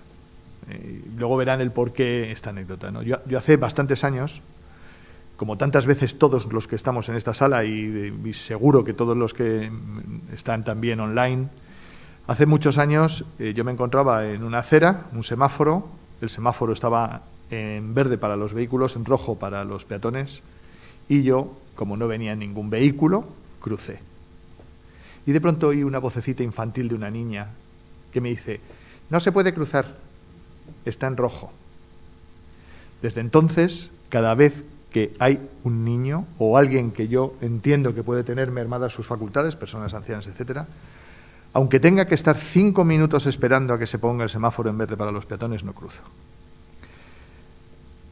Esa niña me dio una lección, porque claro, esa niña aprende, se educa y desarrolla su civismo también en función de lo que ve. ¿A qué voy?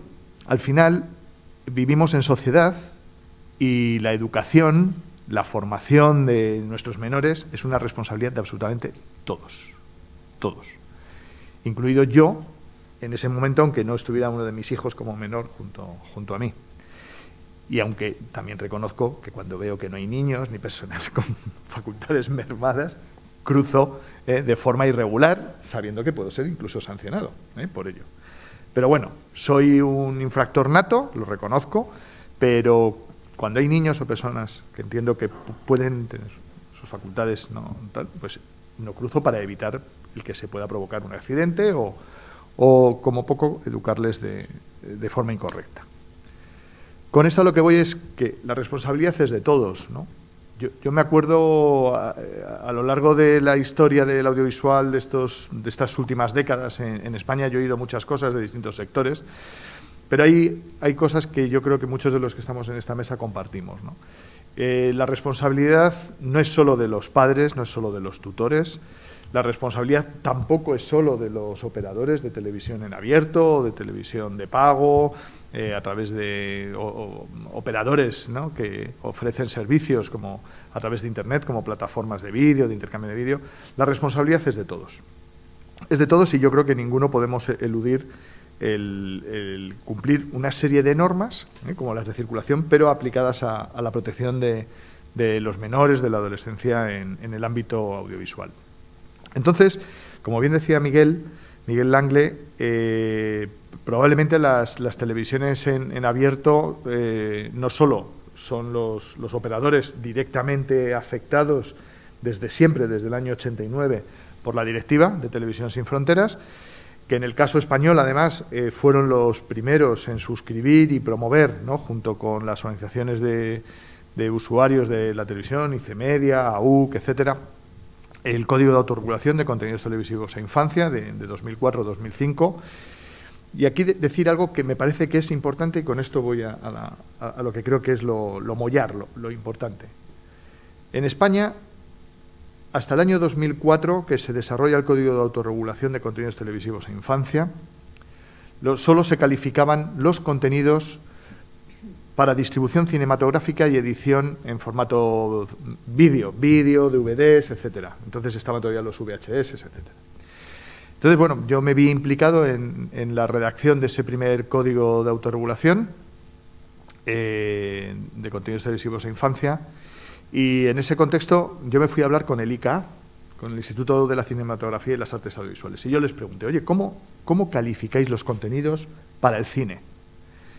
¿Qué criterios manejáis? Y dice, bueno, nosotros tenemos unos grupos de discusión, estos grupos de discusión y visionado de películas, ven las películas y entonces, bueno, pues hacen una puesta en común y a partir de ahí alcanzan un criterio por consenso, pues para todos los públicos, recomendado para mayores de 7, de 12, de 18 o X.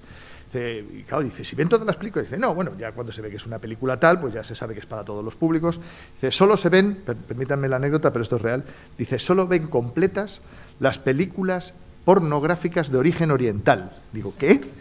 Digo, qué doloroso debe ser esto. Dice, sí, porque la policía nos pide, esto es importante, la policía nos pide que las veamos completas por los casos de explotación infantil, en el caso de las películas pornográficas de origen oriental, ¿no? La dificultad de saber si hay un caso de pornografía infantil o no. Bueno. Con lo cual, criterios objetivos no nos encontrábamos y, por lo tanto, por primera vez en España se desarrolla un sistema de clasificación de contenidos con criterios objetivos en el año 2004-2005. A partir de ahí, la situación ha cambiado y está cambiando de forma tremendamente rápida y hoy no podemos seguir hablando de contenidos televisivos. Tenemos que pasar a hablar de contenidos audiovisuales, incluso contenidos digitales. El mismo contenido, lo deseable sería que tuviera una misma calificación independientemente de la infraestructura o el dispositivo a través del cual accedamos a ese contenido. Me da igual que sea un videojuego, que sea un vídeo en YouTube, en plataforma de intercambio de vídeos, me da igual que sea una televisión en abierto o que la película que se difunde en televisión en abierto luego va a una plataforma de vídeo como HBO o como Amazon Prime y ese mismo contenido, lógicamente, debiera de tener la misma calificación. Por lo tanto, al día de hoy ya estamos trabajando, de hecho, ICEmedia, AUC, el conjunto de la industria, y en el caso desde España, a través del INCIBE, se está trabajando en una modelización, en un sistema de clasificación de contenidos desde una perspectiva amplia del conjunto de los contenidos audiovisuales, de los contenidos digitales, con el fin de proteger en todos los ámbitos a los menores, a la infancia en su acceso a los contenidos. Por lo tanto, el trabajo está ahí, es un reto, pero, insisto, y con esto termino, es clave el que todos los actores se responsabilicen. Y el modelo solo funciona a la vista de las experiencias internacionales en Estados Unidos, en el resto de Europa.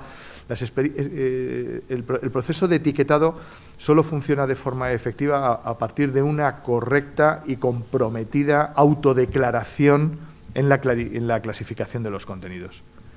Cuando alguien sube un contenido a YouTube, debiera de tener ese nivel de compromiso y de identificación con el interés general como para que cuando yo subo el contenido voy a estar obligado a calificar el contenido de acuerdo con unos criterios objetivos y hacer una declaración responsable, sincera.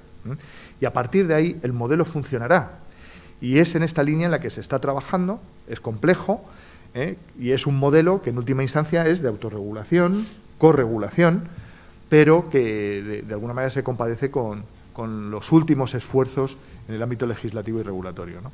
Es un ámbito en el que la autorregulación, la corregulación, el compromiso de todos es imprescindible para que el sistema de protección en lo que se refiere a los menores sea eficaz y que abarque al conjunto de la oferta audiovisual, independientemente, como digo, de la infraestructura o el dispositivo a través del cual se acceda a ese contenido.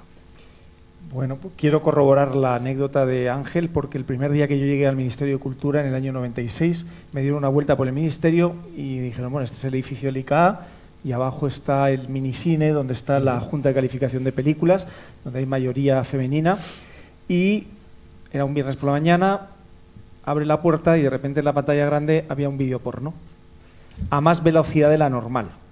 Porque además había que ver muchos vídeos esa mañana. Dice, no, es que los viernes por la mañana tocan los vídeos porno. Y entonces estaba a más velocidad de la normal, con las luces encendidas y la gente haciendo crucigramas, una señora haciendo ganchillo. Y era un poco de, no sé si García Berlanga o de Buñuel la escena.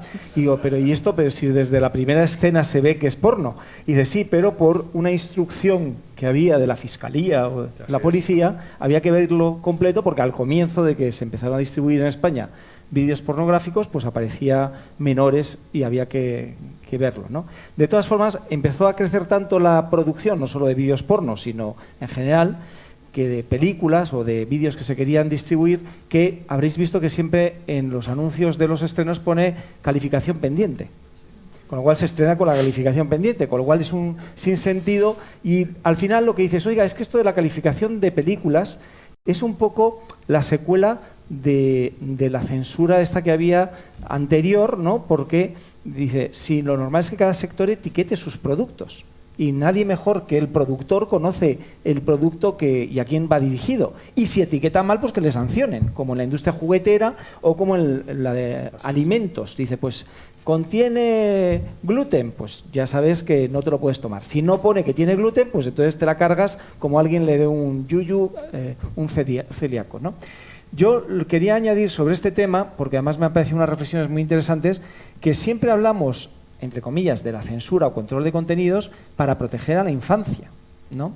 Y eso está hasta en la Constitución, que es un límite a la libertad de expresión, pues la protección de la infancia y la juventud. Pero es que a veces creo que se nos va la mano.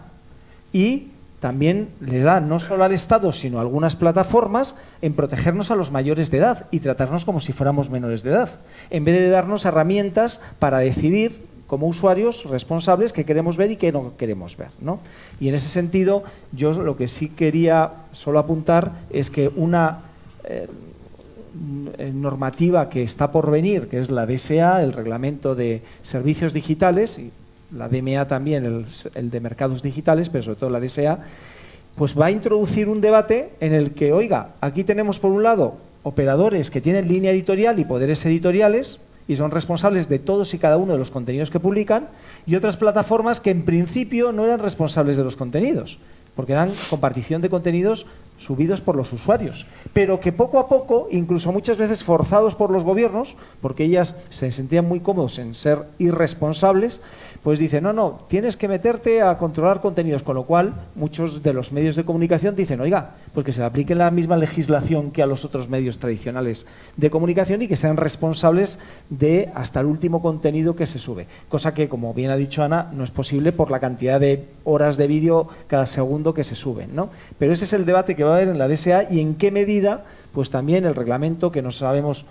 cuánto va a tardar, dicen que quieren presentarlo para el primer semestre del próximo año, yo no lo veo muy factible, teniendo en cuenta lo que costó el Reglamento General de Protección de Datos, pues los reglamentos europeos, cuando ya por fin ven la luz, nacen obsoletos porque han pasado normalmente de 3 a 5 años, ¿no? Pero a mí lo que realmente me preocupa, y por eso en la autorregulación regulada que todas las directivas y reglamentos promueven, dicen, oiga, al final esa regulación regulada en materia de contenidos, y en esto con IC Media, con Televisión Española, también estoy en un proyecto de etiquetado de contenidos con un doble sentido, descriptores y prescriptores, porque nos ponemos de acuerdo en los descriptores. Lo de prescriptores según cada país y cada cultura, pues como decía Miguel, pues son distintos, ¿no? Sí. Pero sí nos podemos poner de acuerdo en identificar, yo se lo digo a mis alumnos de comunicación audiovisual, el documentar cada escena de un audiovisual y que sea como las latas de fabada que te digan cuáles son los ingredientes que tiene, ¿no? Y yo creo que por ahí pueden ir los tiros, porque los algoritmos sí que pueden leer los tags, ¿no? Las etiquetas. Y si está bien etiquetado, y además sistemas que, aparte de que lo etiquete el productor o difusor, se pueda reentrenar por los usuarios. Y oiga, eso está mal etiquetado, ¿no? Y entonces, entre todos, de forma responsable y con herramientas que den a los usuarios, tanto mayores de edad como padres de familia, para los menores de edad, pues se pueda hacer desde un organismo, yo creo, sectorial, ¿no? De autorregulación regulada o de corregulación, que yo creo que es el camino. En copyright, la directiva de copyright ya se ha pensado en algo así para solucionar contenidos que se suban que no tengan los derechos, pero me da la sensación de que haría falta algo como existe autocontrol de la publicidad para contenidos no publicitarios y en todas las pantallas, y en que ahí participen pues todas las televisiones, las nuevas plataformas, y que se evolucione el convenio de TV Infancia hacia un convenio mucho más amplio de contenidos, no solo para la infancia, sino en general, de etiquetado también para mayores de edad. Pero bueno, esta mini ponencia que quería decir al hilo de estos comentarios, ya nos hemos pasado de tiempo, y entonces yo quería hacer una última ronda de intervenciones para que aquel punto que de vuestras intervenciones iniciales no se haya desarrollado, pues tenéis 3 minutos para poder desarrollarlo. Así que vamos en este sentido, Ángel. Vale. Pues nada, muy breve, a ver si no agoto los 3 minutos, ¿no? Yo creo que la directiva se va a transponer. Probablemente el Gobierno en un próximo Consejo de Ministros pues aprobará el proyecto de ley, se remitirá a las Cortes, y de lo que estoy convencido, y a estas alturas de la legislatura, es que va a ser un proyecto de ley muy controvertido. Tradicionalmente, y esto es independiente de la posición política de cada uno de nosotros, Borja y yo hemos visto mucha tramitación parlamentaria de muchas leyes y sabemos, o podemos decir de antemano, que la Ley General de Comunicación Audiovisual, independientemente del contenido que vaya a llevar en su texto como proyecto de ley a las Cortes Generales, va a ser una ley muy debatida, va a ser una ley de controversia.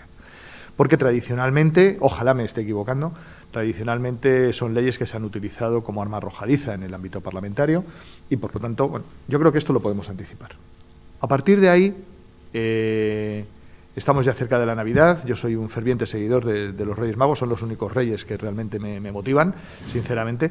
En esto mantengo mi espíritu infantil. Y dicho esto, mi carta a los Reyes Magos es que espero que en la medida de lo posible cumplamos con nuestra obligación de transposición de la directiva, pero que vayamos un poco más allá. La transposición de la directiva y la aprobación de una nueva Ley General de Comunicación Audiovisual es la oportunidad de ponernos al día en un segmento de la actividad de nuestra sociedad que es clave. Los medios de comunicación son nuestra ventana a la realidad del mundo. A través de ellos, ¿no?, accedemos a la información, a la opinión, al entretenimiento, y de alguna manera configuran, ¿no?, configuran la opinión pública y el sentir de nuestras sociedades. Por lo tanto, yo creo que es un ámbito clave, especialmente sensible. Y por lo tanto, espero que se aproveche para que deficiencias que hemos venido observando en la Ley General de Comunicación Audiovisual en los últimos 10-11 años se puedan ir solventando. Que ganemos en el ámbito de independencia y de recursos, ¿no?, por parte del regulador independiente para el sector.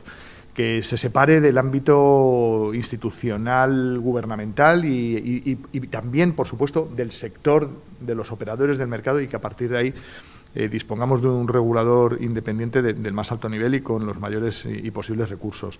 Que aprovechemos también la Ley General de Comunicación Audiovisual para reforzar los derechos del conjunto de la ciudadanía, y entre ellos, por ejemplo, el de las personas con discapacidad sensorial, y que a partir de ahí, bueno, pues el principio de igualdad recogido en nuestra Constitución sea efectivo en un ámbito como este, que desde mi punto de vista también es crucial. Estamos hablando de aproximadamente, de una forma u otra, de aproximadamente el 10% de la población de España, ¿no? Y junto con ello, el que encontremos esos ámbitos de equilibrio para todos los operadores, desde la perspectiva de nivelación y simetría a la hora de imponer obligaciones, de tal forma que los contenidos que se difunden en el ámbito del audiovisual reciban un tratamiento parejo, similar o, en la medida de lo posible, equivalente, independientemente de si se emite en abierto, si se emite en codificado, si se emite a través de Internet, o se difunde a través de Internet, o se difunde a través de ondas hercianas, ¿no? Estamos ante un ámbito en el que la aparición de nuevas tecnologías, de nuevas formas de transmitir, bueno, pues ha cambiado radicalmente el panorama, y estamos ante el reto de legislar de forma acorde a estos nuevos retos. La conclusión, porque creo que es la senda por la que necesariamente nos vamos a tener que mover en el ámbito del audiovisual y en otros sectores.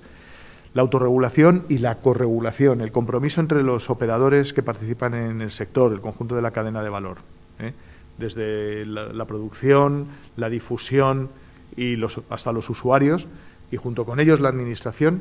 Yo creo que es el ámbito idóneo para poder aplicar la legislación y la regulación adecuada a cada momento en un sector como este, y por lo tanto yo espero que ese ámbito de la autorregulación y la corregulación se fortalezcan en el ámbito de la futura Ley General de Comunicación Audiovisual. Muy bien. Miguel, tu carta a los Reyes Magos y tu conclusión. Bueno, yo en ese sentido, si traen regalos, no pregunto. No preguntas. Eso te lo digo ya.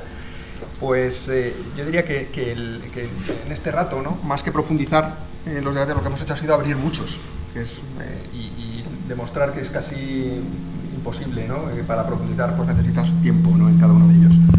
Entonces la síntesis, ¿no?, que yo sí que pediría, ¿no?, al que me traiga el regalo cuando corresponda, es que en esta Ley General de Comunicación Audiovisual que transpone la directiva avancemos todo lo posible en ese objetivo de equilibrar las situaciones de unos y otros.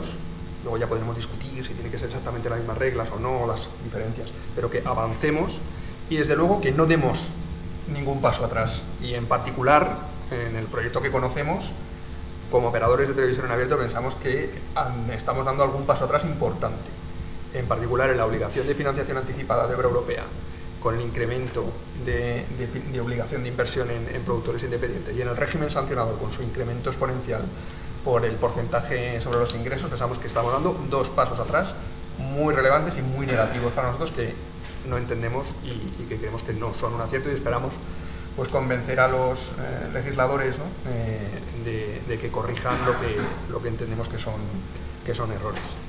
Ana. Bueno, a mí se me quedó una cosa... Se me quedó una cosa en el tintero y no quería acabar el debate sin hablar de los impuestos. Porque, claro, o sea, parece que todo el mundo quiere que todo el mundo pague impuestos, ¿no? Pero cuando nos toca a nosotros y nos toca el bolsillo, ya no nos cuesta tanto pagar impuestos. En el caso de Google y en el caso de YouTube, lo que nosotros le hemos trasladado al Gobierno, y se lo hemos trasladado en general a toda la sociedad, a todos los actores, no es que nos parezca mal contribuir a Radio Televisión Española. De hecho, nos parece muy bien, nos parece justo. No tenía ningún sentido del mundo que televisión, que Telefónica, Vodafone, Orange y tal, estuviesen pagando un canon para la financiación de Televisión Española, Y es lógico que si todos somos medios de comunicación audiovisual, todos tengamos que contribuir a la financiación de Televisión Española y a la financiación de nuestra cultura. Ahora bien, ¿cómo hacemos esto para que no se discrimine a la única empresa que de verdad tiene un modelo de negocio basado en anuncios digitales, que es la nuestra? Porque recordemos, o sea, tal y como está previsto es que las teles pagan un 3% de los ingresos publicitarios y nosotros pagamos un 1,5% de los ingresos publicitarios que tenemos. ¿Qué es lo que sucede con YouTube? Que nosotros ya pagamos impuestos por publicidad digital. Es más, existe un impuesto especial para la publi solo para la digital, no para la de las teles, para la digital. De hecho, se llama la tasa Google, que nosotros ya pagamos con un 3%. Ya estamos pagando ese 3%. Y adicionalmente quieren hacernos pagar otro 1,5% más. Lo que nosotros decimos es, vamos a ver, esto no es una cuestión del si el 1,5 o el 3, nosotros pagamos el 3. Esto es una cuestión de doble imposición fiscal. Y la doble imposición fiscal está mal. Entonces, con los ingresos que nosotros, o sea, con los impuestos que nosotros ya pagamos por publicidad digital, lo que le decimos a Hacienda es, oye, pues de la tarta entera que nosotros te pagamos, un 40% corresponden a ingresos derivados de la publi de YouTube. Estos ingresos de YouTube, dáselo directamente a Televisión Española, porque yo ya te estoy pagando el impuesto. Por supuesto, adicionalmente, YouTube tiene otras formas de financiación. Tenemos las suscripciones, que parece mentira, pero hay gente que paga por suscripciones en YouTube, os lo prometo. Tenemos las suscripciones y después somos de vez en cuando servicios bajo demanda. O sea, tú en YouTube puedes alquilar una peli, puedes bajarte una peli, etcétera, y la compras y eso genera un ingreso para YouTube. Pues muy bien, tásame también esos ingresos que no están en el impuesto digital y tásamelos al 1,5, al 3, al que quieras. Lo único que nosotros estamos diciendo es que cuando hablamos de ingresos derivados de publicidad digital, que nosotros tenemos un impuesto especial, por favor no caigamos en una doble imposición fiscal. Es lo único que pedimos. Y ya para terminar con mi carta de los Reyes, dos cosas, que es el deseo de todos, que avancemos en ese marco común, creo que nos va a venir muy bien a todos, creo que sobre todo le va a venir muy bien a los espectadores, que somos todos también, y también que recordemos que el hecho de que esto sea una directiva y que se tenga que transponer en España no puede hacernos perder el horizonte de que estamos en un mercado común de la Unión Europea y que tenemos que respetar las normas, o sea, la estructura básica de esa directiva para no seguir fragmentando el mercado. Porque al final nosotros, como YouTube, aplicamos unas normas para toda la Unión Europea. Si tenemos que empezar a discriminar, no, pero esto para España no sé qué, para Rumanía no sé cuánto y para Suecia no sé quinto, nos volvemos locos y al final la decisión suele ser, pues decir, pues no, pues elevamos la barra, por así decirlo, y hay cosas pues que a lo mejor pues no se verán en España o decisiones que tendremos que tomar unilateralmente porque no podremos aplicarlas en ciertos países. Y eso es una pena, porque estamos en la Unión Europea y eso es lo bonito de la Unión Europea. Entonces, no perdamos de vista nuestro sentido europeísta. Ese es mi deseo. Yo le doy una idea a Ana, que cobre derechos de autor cada vez que se dice tasa Google, porque cada vez que hay un impuesto en el ámbito digital le llaman tasa Google. Sí, a ver sí, si total. con eso perciben algunos ingresos. Diego. Bueno, yo me voy muy contento porque veo que no soy el único suscriptor en YouTube. ¿Eras tú? Era yo, €1 pago. No, bueno, fuera... Sí, supongo que con esto levanto la compañía. Bueno, yo creo que es la manifestación de que hay modelos nuevos. Creo que uno de los peligros de los retrasos en transponer normas es que quizás los modelos se nos van muriendo por el camino, ¿no? Entonces, desde que se empezó a discutir la directiva al punto en el que estamos hoy, pues hay modelos de negocio que han florecido, otros han muerto por el camino. Entonces, estos desajustes provocarán que Borja nos tenga que convocar a una nueva sesión en Villanueva para hablar de la próxima reforma, ¿no? Las cosas suceden muy rápido, pero eso no quita para que los operadores, como plataformas, pero también, por supuesto, las televisiones, pues necesiten un marco estable y un marco confiable, ¿no? Como os decía antes, yo creo que el diablo está en los detalles. Vamos a ver qué pasa con el desarrollo reglamentario de todo lo que estamos viendo hoy y seguiremos hablando. esto va a pasar un poco como también el reglamento de privacidad en línea, que iba a regular las cookies y cuando salga ya no habrá cookies. Carmen. Iba a decir exactamente lo mismo que acabas de decir tú. Yo creo que un sueño que podemos verbalizar aquí es el de, primero, que se apruebe la ley, porque no deja de ser una cierta ley de consenso. A pesar de las enormes diferencias que pueda haber entre los distintos actores, pues Miguel Lang le ha puesto sobre la mesa algunas que me parecen enormemente relevantes, que habrá que tener en cuenta. Y, en fin, confío en que se puedan tener en cuenta. Pero lo cierto es que si se ven los sucesivos borradores, pues se ve que ha habido un cierto intento de integrar sensibilidades y de acoger iniciativas. Entonces yo creo que un sueño sería, uno, que se apruebe, no con la crispación que anticipa Ángel, sino con la urgencia a la que estamos debidos, y luego dame tú la ley, quédate tú la ley y dame a mí los reglamentos. O sea, realmente yo creo que donde va a estar la parte más crucial va a ser luego en cómo se implementa, porque podemos encontrarnos con situaciones tan peregrinas como la de, no sé, la normativa sobre discapacidad. Pues esa normativa existe, la de accesibilidad, perdón, existe en las anteriores legislaciones que hemos tenido, y sin embargo los años de retraso en la aplicación de la misma, sin que nadie pudiera hacer ninguna intervención, porque no recuerdo ninguna intervención sancionadora relacionada con cuotas no cumplidas de contenidos doblados o subtitulados, pues entonces lo que hay que ver es en qué medida efectivamente luego los órganos reguladores están ahí con realmente disposición y voluntad de hacer lo que tienen que hacer, que es ponerle patas a una ley que es muy general, ¿no?